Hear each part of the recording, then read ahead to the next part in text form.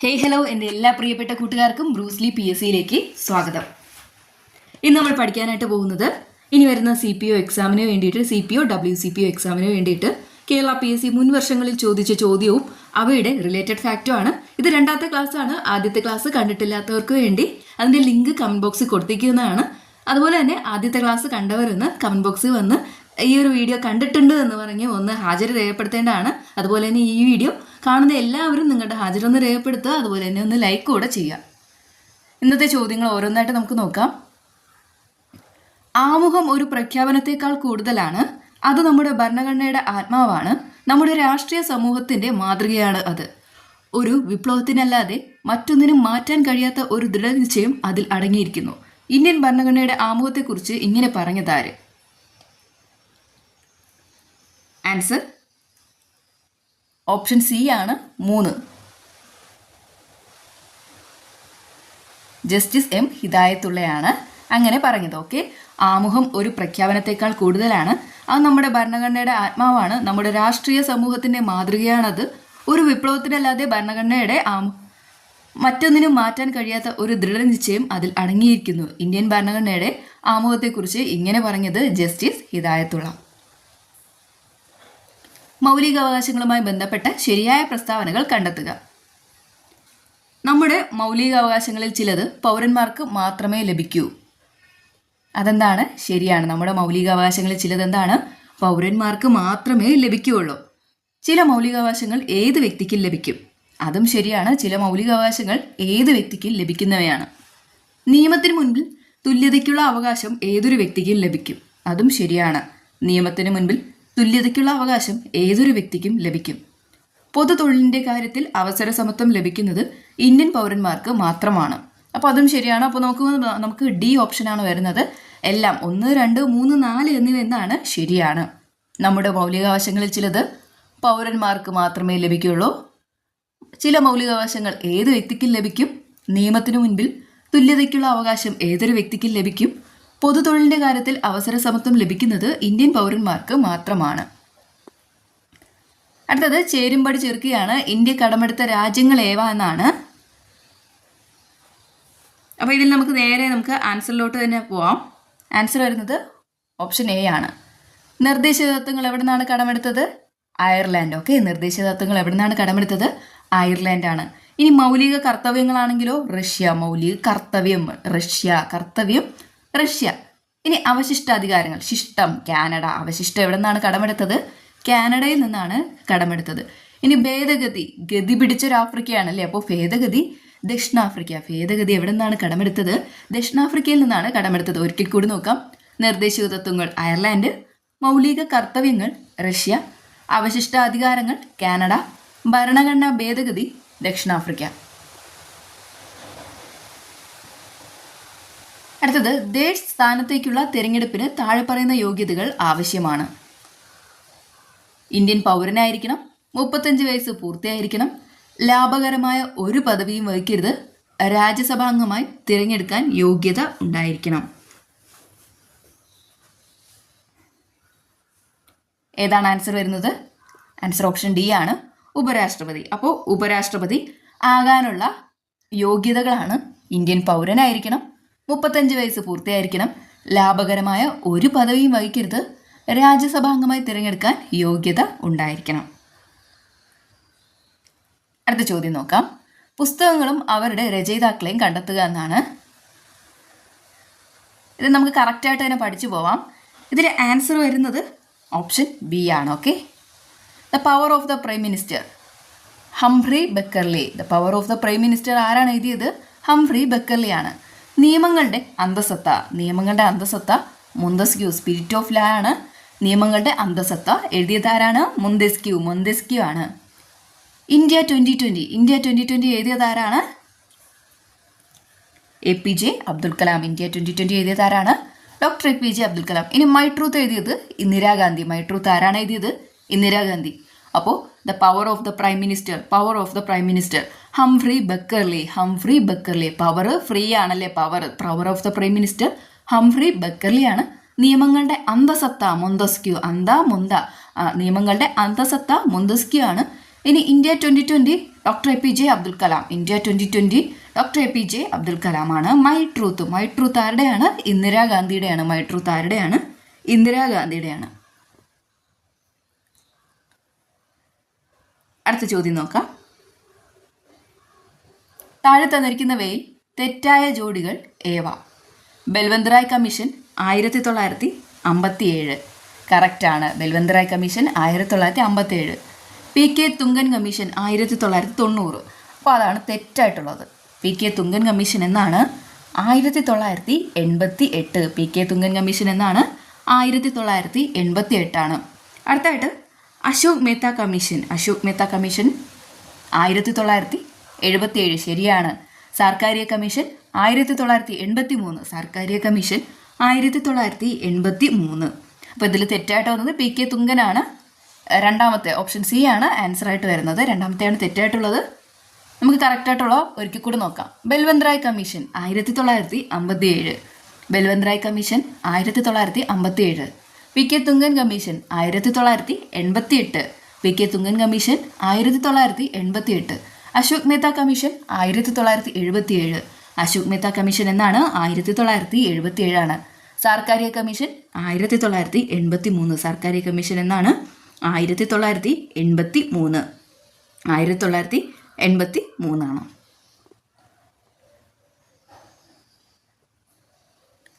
ജമ്മു കാശ്മീരുമായി ബന്ധപ്പെട്ട് താഴെ തന്നിരിക്കുന്നവയിൽ ശരിയായ പ്രസ്താവനകൾ എഴുതാനായിട്ട് പറഞ്ഞിരിക്കുന്നത്.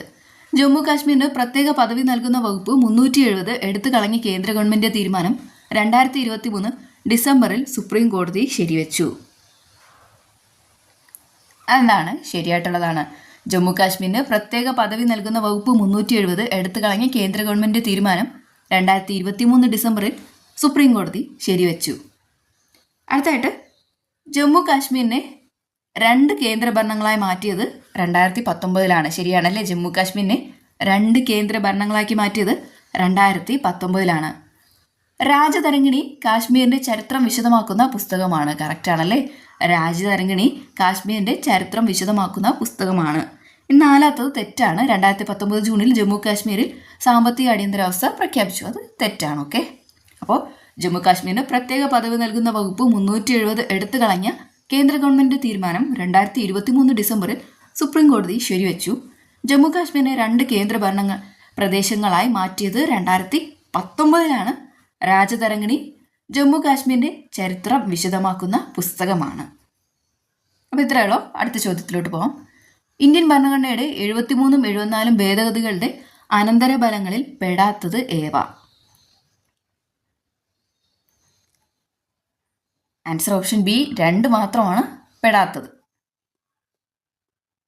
അപ്പോൾ നമുക്ക് കറക്റ്റായിട്ടുള്ളത് നോക്കാം. സംസ്ഥാന തിരഞ്ഞെടുപ്പ് കമ്മീഷന്റെ രൂപീകരണം. ഇതുമായിട്ട് ബന്ധപ്പെടുന്നു. അടുത്തായിട്ട് 10ാം പട്ടികയും 11ാം പട്ടികയും അതെന്ത് ചെയ്തിട്ടുണ്ട്? കൂട്ടിച്ചേർത്തിട്ടുണ്ട്. 10ാം പട്ടികയും 11ാം പട്ടികയും 73ാമത്തെയും 74ാമത്തെയും ഭേദഗതികളുടെ അനന്തരഫലമായിട്ട് കൂട്ടിച്ചേർക്കപ്പെട്ട പട്ടികകളാണ്. സംസ്ഥാന തിരഞ്ഞെടുപ്പ് കമ്മീഷന്റെ രൂപീകരണവും ഇതുമായിട്ട് ബന്ധപ്പെടുന്നു. പിന്നെ എന്താണ്? പഞ്ചായത്തി രാജ് സംവിധാനത്തിൽ കൂടുതൽ കാര്യങ്ങൾ കൂട്ടിച്ചേർക്കപ്പെട്ടു. ഇവയെല്ലാം എന്താണ്? 73ഉം 74ഉം ഭേദഗതികളുടെ അനന്തര ഫലമാണ്. അടുത്ത വീണ്ടും ചേരുംപടി ചേർക്കാനാണ് പറഞ്ഞേക്കുന്നത്. നമുക്ക് ആദ്യം തന്നെ ചേരുംപടി ചേർത്ത് പോവാം. അഭയകിരണം പദ്ധതി എന്തുമായി ബന്ധപ്പെടുന്നു? ആൻസർ വിധവാ സാമ്പത്തിക സഹായം. അഭയകിരണം പദ്ധതി എന്തുമായിട്ട് ബന്ധപ്പെട്ടിരിക്കുന്നു? വിധവ സാമ്പത്തിക സഹായം. എന്നാൽ വിദ്യാകിരണം പദ്ധതിയാണെങ്കിലോ വികലാംഗരുടെ മക്കൾക്ക് വിദ്യാഭ്യാസ സഹായം. വിദ്യാകിരണം പദ്ധതി വികലാംഗരുടെ മക്കൾക്ക് വിദ്യാഭ്യാസ സഹായം. ഇനി താലോലം പദ്ധതിയാണെങ്കിലോ താലോലം മാരരോഗങ്ങളുള്ള 18 വയസ്സിൽ താഴെയുള്ള കുട്ടികൾക്ക് ചികിത്സാ സഹായം. മാരക രോഗങ്ങളുള്ള 18 വയസ്സിൽ താഴെയുള്ള കുട്ടികൾക്ക് ചികിത്സാ സഹായം. അടുത്ത വിദ്യാജ്യോതി പദ്ധതിയാണെങ്കിൽ PH വിദ്യാർത്ഥികൾക്ക് പഠനത്തിനുള്ള സാമ്പത്തിക സഹായം.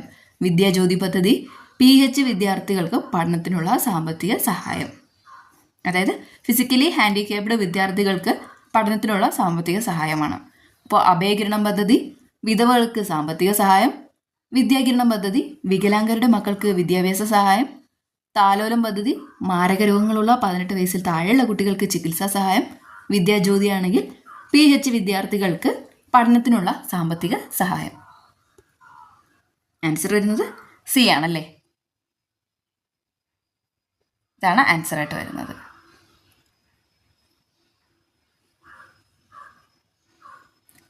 താഴെ തന്നിരിക്കുന്നവയിൽ തെറ്റായ പ്രസ്താവന ഓർ പ്രസ്താവനകൾ ഏവ എന്നാണ്.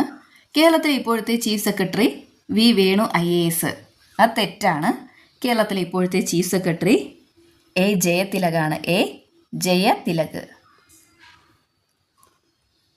എത്രാമത് വ്യക്തിയാണ്?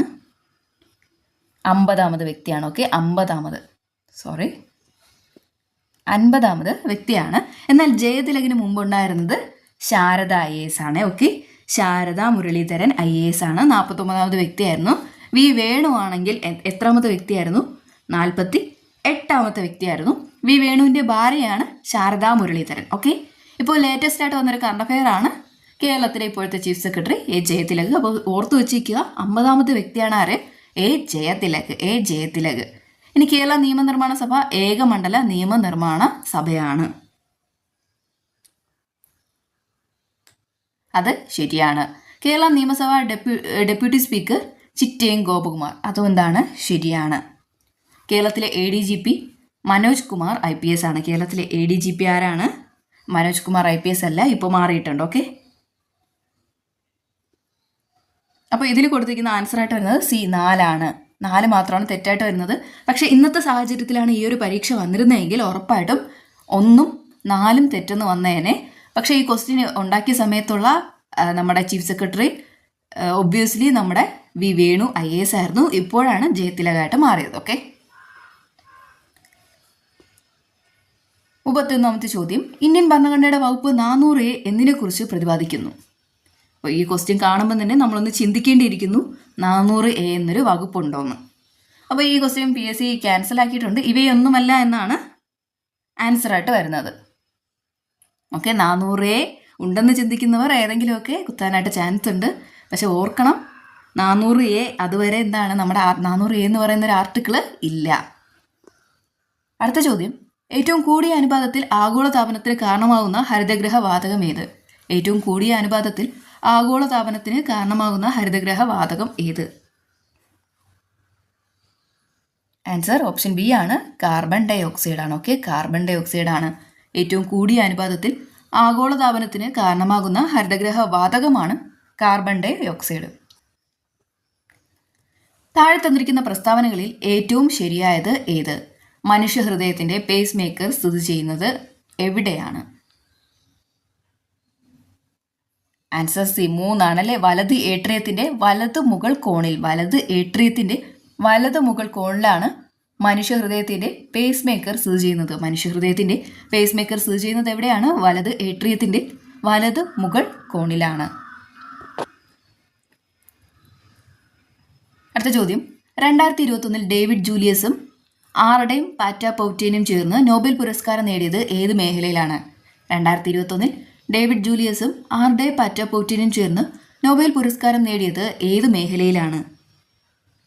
ആൻസർ ഓപ്ഷൻ എ ആണ്, വൈദ്യശാസ്ത്രമാണ്. അപ്പോൾ നോബൽ പുരസ്കാരങ്ങൾ എല്ലാ പരീക്ഷയ്ക്ക് റിപ്പീറ്റാണ്. അവസാന ലേറ്റസ്റ്റ് ആയിട്ടുള്ള നോബൽ പ്രൈസ് വരെ എല്ലാവരും പഠിച്ചു വച്ചേക്കുക. അവസാനം 2024 സാഹിത്യത്തിനുള്ള നോബൽ സമ്മാനം ലഭിച്ചത് ആർക്കാണ്? ഹാങ് കാങ് ആണ്. അടുത്ത ചോദ്യം, ഉചിതമായ ഉത്തരം തിരഞ്ഞെടുക്കുക എന്നാണ്. മലേറിയ ഏതാണ്? Malaria protozoa. മലേറിയ പരത്തുന്നത് പ്രോട്ടോസോവ. എന്നാൽ ടൈഫോയിഡ് ബാക്ടീരിയ ആണ്. ഓക്കെ, ടൈഫോയിഡ് ഏതാണ്? ബാക്ടീരിയ. ഇനി അക്സാരിയാസിസ് എന്താണ്? വിരകളാണ്. ഓക്കെ, അക്സാരിയാസിസ് എന്താണ്? വിരകളാണ്. ഇനി ജലദോഷമാണേലോ വൈറസ് ആണ്. Malaria protozoa, typhoid bacteria, ascariasis വിരകളാണ്, ജലദോഷം വൈറസ്. ഓക്കെ, ജലദോഷം ഏതാണ്? വൈറസ്. കുട്ടികളിലെ പ്രമേഹം കണ്ടെത്താനും ചികിത്സാ സഹായമേകാനുമുള്ള കേരള സർക്കാരിൻ്റെ പ്രത്യേക പദ്ധതി ഏത്? മിഠായിയാണ്. കുട്ടികളിലെ പ്രമേഹം കണ്ടെത്താനും ചികിത്സാ സഹായമേകാനുമുള്ള കേരള സർക്കാരിൻ്റെ പ്രത്യേക പദ്ധതിയാണ് മിഠായി. കൊറോണ വൈറസിൻ്റെ വകഭേദമായ B1.1.529 ഇവയിൽ ഏതിനെ സൂചിപ്പിക്കുന്നു? ആൻസർ ഒമിക്രോൺ ആണ്. ഓക്കെ, ഒമിക്രോൺ ആണ്. കൊറോണ വൈറസിന്റെ വകഭേദമായ B1.1.529 ഇവയിൽ ഏതിനെ സൂചിപ്പിക്കുന്നു? ഒമിക്രോണിനെയാണ് സൂചിപ്പിക്കുന്നത്. ഓക്കെ, ഒമിക്രോണിനെയാണ്. അടുത്ത ചോദ്യം PSC എന്ത് ചെയ്തിട്ടുണ്ട്? ക്യാൻസൽ ആക്കിയിട്ടുണ്ട്. രണ്ട് വസ്തുക്കൾ തമ്മിലുള്ള ചലനത്തെ എതിർക്കുന്നതും പ്രതലത്തിന് സമാന്തരവുമായ ബലമാണെന്ത്?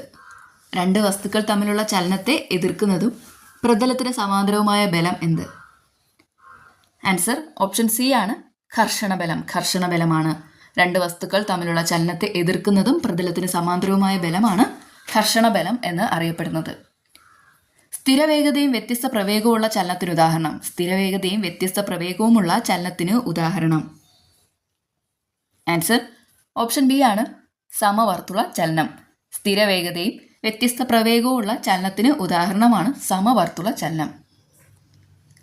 ഏത് മേഖലയിലെ പരീക്ഷണങ്ങൾക്കാണ് Alain Aspect, John of Clauser, Anton Zeilinger എന്നിവർക്ക് 2022 ഭൗതിക ശാസ്ത്രത്തിനുള്ള നോബൽ സമ്മാനം ലഭിച്ചത്? ആൻസർ വരുന്നത് ഓപ്ഷൻ സി ആണ്, quantum mechanics. Okay, quantum mechanics ആണ്. ഏത് മേഖലയിലെ പരീക്ഷണങ്ങൾക്കാണ് Alain Aspect, John of Clauser, Anton Zeilinger എന്നിവർക്ക് 2022 ഭൗതിക ശാസ്ത്രത്തിനുള്ള നോബൽ സമ്മാനം ലഭിച്ചത്? ക്വാണ്ടം മെക്കാനിക്സ് ആണ്. ഇതിൽ നമുക്ക് നോക്കേണ്ട കാര്യം 2024 ഭൗതിക ശാസ്ത്ര നോബൽ 2024 നോക്കേണ്ടതുണ്ട്. ആർക്കൊക്കെയാണ് ലഭിച്ചത്? Geoffrey Hinton. 2024 Geoffrey Hinton British കനേഡിയനാണ്. ആ വ്യക്തി ആരാണ്? ബ്രിട്ടീഷ് കനേഡിയനാണ്. ഇനി ജോൺ ഹോപ്ഫീൽഡ്. അപ്പോൾ രണ്ടുപേർക്കാണ് ലഭിച്ചത്. ജെഫ്രി ഹിൻറ്റൺ ബ്രിട്ടീഷ് കനേഡിയനാണ്. ഇനി ജോൺ ഹോപ്ഫീൽഡ് US അമേരിക്കക്കാരനാണ്. ഓക്കെ, ജോൺ ഹോപ്ഫീൽഡ് ഏത് രാജ്യക്കാരനാണ്? US അമേരിക്കക്കാരനാണ്. ഇവർക്ക് എന്തിനാണ് കിട്ടിയത്? മെഷീൻ ലേണിങ്ങിൻ്റെ അടിസ്ഥാനം ഒരുക്കിയ സംഭാവനയ്ക്കാണ് ഇവർക്ക് ഈ ഒരു സമ്മാനം ലഭിച്ചത്. മെഷീൻ ലേണിങ്ങിൻ്റെ അടിസ്ഥാനം ഒരുക്കിയ സംഭാവനയ്ക്കാണ് ജെഫ്രി ഹിൻറ്റണും അതുപോലെ തന്നെ ജോൺ ഹോപ്ഫീൽഡിനും ഈ ഒരു നോബൽ പ്രൈസ് ഭൗതിക ശാസ്ത്രത്തിന് ലഭിച്ചത്. 40 ഗ്രാം മീഥെയ്ൻ പൂർണ്ണമായും കത്തുമ്പോൾ ലഭിക്കുന്ന കാർബൺ ഡൈ ഓക്സൈഡിന്റെ അളവ് എത്രയായിരിക്കുമെന്ന് തന്നിരിക്കുന്ന രാസസമവാക്യത്തെ അടിസ്ഥാനമാക്കി കണ്ടെത്തുക? ആൻസർ ഓപ്ഷൻ എ ആണ്, 110 ഗ്രാം. ചുവടെ കൊടുത്തിരിക്കുന്നവയിൽ ലൂയിസ് ആസിഡ് ഏത്? ലൂയിസ് ആസിഡ് ഏതെന്നാണ്? ആൻസർ ഓപ്ഷൻ സി ആണ്, BCl3. ലൂയിസ് ആസിഡ് ഏതാണ്? BCl3. X ഒരു 2ാം ഗ്രൂപ്പ് മൂലകവും Y ഒരു 17ാം ഗ്രൂപ്പ് മൂലകമാണെങ്കിൽ എക്സും വൈയും ചേർന്ന് രൂപം കൊള്ളുന്ന സംയുക്തത്തിൻ്റെ രാസസൂത്രം എന്തായിരിക്കും? X ഒരു 2ാം ഗ്രൂപ്പ് മൂലകവും Y ഒരു 17ാം ഗ്രൂപ്പ് മൂലകവും ആണെങ്കിൽ എക്സും വൈയും ചേർന്ന് രൂപം കൊള്ളുന്ന സംയുക്തത്തിൻ്റെ രാസസൂത്രം എന്തായിരിക്കും? ആൻസർ ഓപ്ഷൻ ഡി ആണ്, XY2 ആയിരിക്കും. ഇനി ചുവടെ കൊടുത്തിരിക്കുന്ന 2 പ്രസ്താവനകളെ അടിസ്ഥാനമാക്കി ഏറ്റവും ശരിയായ ഉത്തരം തിരഞ്ഞെടുക്കുക. പ്രസ്താവന 1, സ്റ്റീൽ ഒരു ലോഹമാണ്, തെറ്റാണ്. ഇനി സ്റ്റെയിൻലെസ് സ്റ്റീൽ ഒരു ലോഹ സങ്കരമാണ്, അത് ശരിയാണ്. ഓക്കെ, അപ്പോൾ 1 തെറ്റും 2 ശരിയും. ആൻസർ വരുന്നത് ഓപ്ഷൻ ബി ആണ്. ഓക്കെ, സ്റ്റെയിൻലെസ് സ്റ്റീൽ എന്താണ്? ഒരു ലോഹ സങ്കരമാണ്. ഇനി താഴെ പറയുന്നവയിൽ 2022 ഖത്തർ ഫുട്ബോൾ ലോകകപ്പിന്റെ സെമി ഫൈനലിലേക്ക് യോഗ്യത നേടിയ ടീമുകൾ ഏവ? 2022 ഖത്തർ ഫുട്ബോൾ ലോകകപ്പിന്റെ സെമി ഫൈനലിലേക്ക് യോഗ്യത നേടിയ ടീമുകൾ ഏവ? ആൻസർ ഓപ്ഷൻ എ ആണ്, അർജന്റീന, ഫ്രാൻസ്, ക്രൊയേഷ്യ, മൊറോക്കോ. അതുപോലെ തന്നെ ആതിഥേയം വഹിച്ച രാജ്യമായിരുന്നു നമ്മുടെ ഖത്തർ എന്ന് പറയുന്നത്. ഇനി ഹൈമവധഭൂവിൽ എന്ന യാത്രാവിവരണം ആരുടെ കൃതിയാണ്? ആൻസർ ഓപ്ഷൻ സി ആണ്, MB വീരേന്ദ്രകുമാർ. ഹൈമവധഭൂവിൽ എന്ന യാത്രാവിവരണം ആരുടെ കൃതിയാണ്? MB വീരേന്ദ്രകുമാർ. പുരാതന ഗുഹാചിത്രങ്ങൾക്ക് പ്രസിദ്ധി കേട്ട എടക്കൽ ഗുഹ സ്ഥിതി ചെയ്യുന്ന ജില്ല? ആൻസർ ഓപ്ഷൻ ഡി ആണ്, വയനാട്. എടക്കൽ ഗുഹ എവിടെയാണ്? വയനാടാണ്. താഴെ പറയുന്നവയിൽ ആരുടെ കാലത്താണ് കേരളത്തിൽ ചവിട്ട് നാടകം ആരംഭിച്ചത്? Answer option A, Portuguese. ചവിട്ട് നാടകം ആരംഭിച്ചത് ആരുടെ കാലത്താണ്? പോർച്ചുഗീസുകാരുടെ കാലത്താണ്. ഇനി കേരള സാഹിത്യ അക്കാദമിയുടെ പ്രസിഡന്റ് ആര്? ആൻസർ ഓപ്ഷൻ ബി ആണ് കെ സച്ചിദാനന്ദൻ. കെ സച്ചിദാനന്ദനാണ് സാഹിത്യ അക്കാദമിയുടെ ഇപ്പോഴത്തെ പ്രസിഡന്റ് ആണ് K Sachidanandan.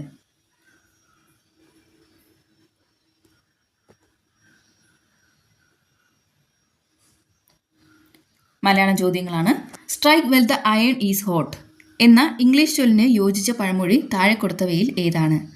Strike well the iron is hot എന്ന ഇംഗ്ലീഷ് ചൊല്ലിന് യോജിച്ച പഴമൊഴി താഴെ കൊടുത്തിട്ടുള്ളവയിൽ ഏതാണ്? ആൻസർ ഓപ്ഷൻ സി ആണ് കാറ്റുള്ളപ്പോൾ തൂറ്റണം. കാറ്റുള്ളപ്പോൾ തൂറ്റണം. Strike well the iron is hot. പാണിപാദം എന്ന പദം ശരിയായി വിഗ്രഹിക്കുന്നത് എങ്ങനെ? പാണിപാദം. ആൻസർ പാണിയും പാദവുമാണ്. ഓക്കെ, പാണിയും പാദവും. ഇനി പൂജക ബഹുവചനത്തിന് ഉദാഹരണമല്ലാത്ത പദം താഴെ പറയുന്നവയിൽ ഏതാണ്? ആൻസർ ഓപ്ഷൻ ഡി ആണ് അധ്യാപകർ. ബാക്കിയെല്ലാം പൂജക ബഹുവചനങ്ങളാണ്. സ്വാമികൾ, ജ്യോത്സ്യർ, വൈദ്യർ. വണ്ട് എന്ന അർത്ഥം വരുന്ന പദങ്ങൾ താഴെ പറയുന്നവയിൽ ഏതൊക്കെ? വണ്ട് എന്ന അർത്ഥം വരുന്ന പദങ്ങൾ താഴെ പറയുന്നവയിൽ ഏതൊക്കെ? അളി, ഭ്രമരം, മധുപം, ഭൃംഗം. നാലും തന്നെ ശരിയാണ്. അളി, ഭ്രമരം, മധുപം, ഭൃംഗം ഇവയെല്ലാം തന്നെ എന്താണ്? വണ്ട് എന്ന അർത്ഥം വരുന്ന പദങ്ങളാണ്. താഴെ കൊടുത്തവയിൽ ശരിയായ പദം ഏത്? ശരിയായ പദം ഏതെന്നാണ്? ആൻസർ ഓപ്ഷൻ സി ആണ് അനുഗ്രഹീതൻ. അനുഗ്രഹീതൻ. ഇനി പിരിച്ചെഴുതാൻ വിണ്ടലം എങ്ങനെ പിരിച്ചെഴുതും? വിൺ പ്ലസ് തലം. വിൺ പ്ലസ് തലം. ഓപ്ഷൻ സി വിൺ പ്ലസ് തലമാണ് വിണ്ടലം. കൽമതിൽ ചേർത്ത് എഴുതാനാണേ. കൽമതിൽ. കന്മതിലാണ്. ഓക്കെ, കന്മതിൽ. കൽമതിൽ എങ്ങനെ എഴുതും? കന്മതിൽ എന്നാണ് എഴുതേണ്ടത്. കന്മതിൽ. ഇനി ഏട്ടിലെ പശു എന്ന ശൈലിയുടെ അർത്ഥം എന്താണ്? ഏട്ടിലെ പശു പ്രയോജനമില്ലാത്ത വസ്തു. ഏട്ടിലെ പശു എന്താണ്? പ്രയോജനമില്ലാത്ത വസ്തു എന്നാണ് അർത്ഥമാക്കുന്നത്. ഇനി വിപരീത പദം എഴുതാനാണ് ഉന്മീലനം. ആൻസർ ഓപ്ഷൻ ബി നിമീലനം. ഉന്മീലനത്തിൻ്റെ വിപരീത പദമാണെന്ത്? നിമീലനം. ഉന്മീലനം, നിമീലനം. ഒറ്റ പദം എഴുതാനാണ് അറിയാൻ ആഗ്രഹിക്കുന്ന ആൾ. ആൻസർ ഓപ്ഷൻ എ ആണ് ജിജ്ഞാസു. അറിയാൻ ആഗ്രഹിക്കുന്ന ആൾ ആരാണ്? ജിജ്ഞാസു. ഓക്കെ, ജിജ്ഞാസു ആണ് കറക്റ്റായിട്ടുള്ള വേർഡ് എന്ന് പറയുന്നത്.